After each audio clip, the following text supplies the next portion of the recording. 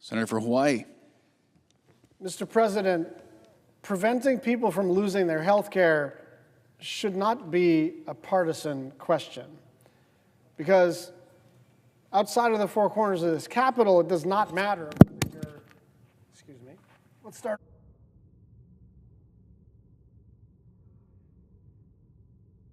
President, preventing people from losing their health care should not be a partisan issue, because outside of the four corners of this Capitol, it should not matter if you're a Democrat or a Republican or an independent. We should all not want people to have spikes in their health insurance costs. In a matter of days, tens of millions of people all across the country are going to get letters in the mail saying, your monthly premium starting January 1st is going to be more than double what you pay now. More than double. And that's not my speculating. That's not my allegation. That's not a political talking point that was cooked up in some Democratic lab.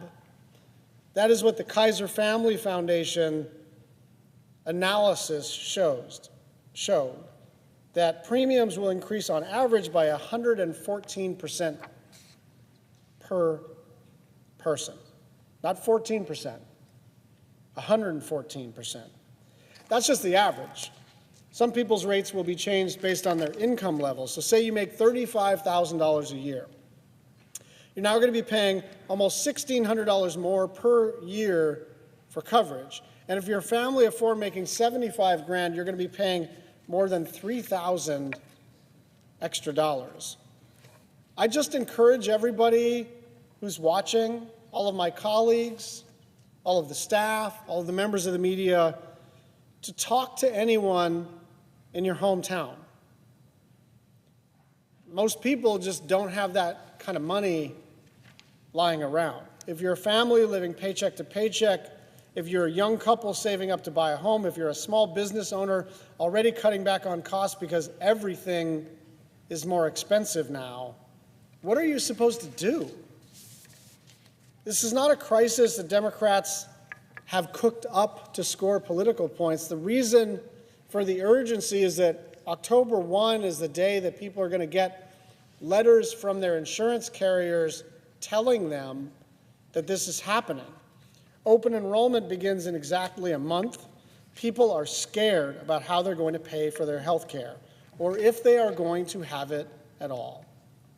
There are a lot of people who just can't absorb this extra cost. It's not like you can buy a little less of something. When you're at the grocery store, and for instance, vegetables are now 39% more expensive, well, you still got some money in your pocket. You're going to buy fewer vegetables and more of the cheap stuff, which is why, by the way, hamburger helper purchases have spiked. So people are making these adjustments to the fact that everything has gotten more expensive. But with health insurance, you can't turn the dials like that. You can't buy a little less health insurance. You either can absorb the cost or you cannot. And if you cannot, you will go without health insurance. And here's the thing that people need to understand. This directly impacts about 24 million people, okay? Now that's enough for us to pay enough attention and try to come up with a bipartisan solution. But the truth is that we already know what happens when people lose their health insurance, right? They end up getting sicker and sicker, and at some point they present themselves to emergency rooms, right? And everybody understands, kind of intuitively, but there's plenty of data to back this up, that when you present yourself at an emergency room when you are already super sick, that you require a bunch of very expensive interventions. And that cost is distributed among the rest of us who still have insurance.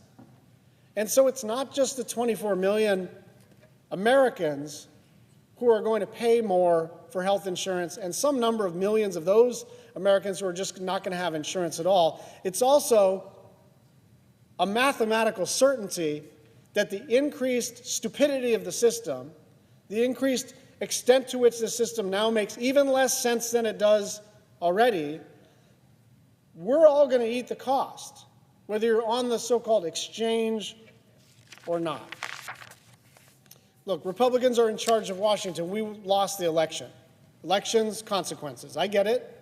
When we had the trifecta, we did a bunch of things to reduce the price of prescription medicine, to build infrastructure, to fix the post office, to do the Respect for Marriage Act, to pass the Inflation Reduction Act. We did a bunch of stuff.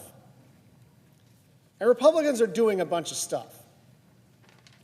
But we're trying to hand our Republican colleagues a lifeline because prices are going to spike everywhere. And I said this yesterday, and I mean this.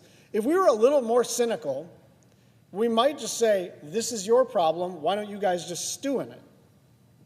Because this is, frankly, electorally a very powerful issue. People are going to be really pissed when they get these letters in the mail.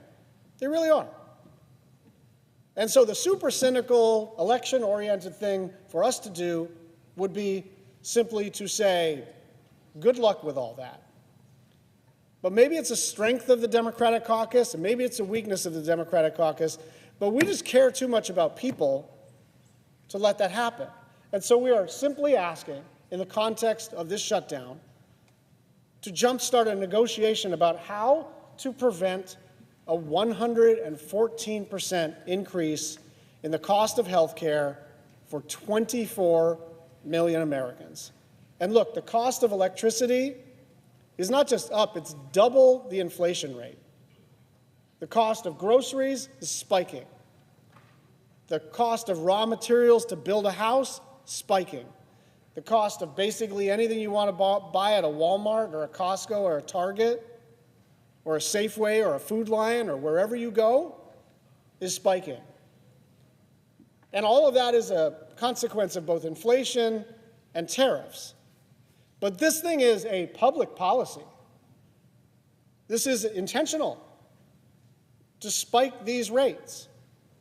And we're saying, are you guys sure you want to do this?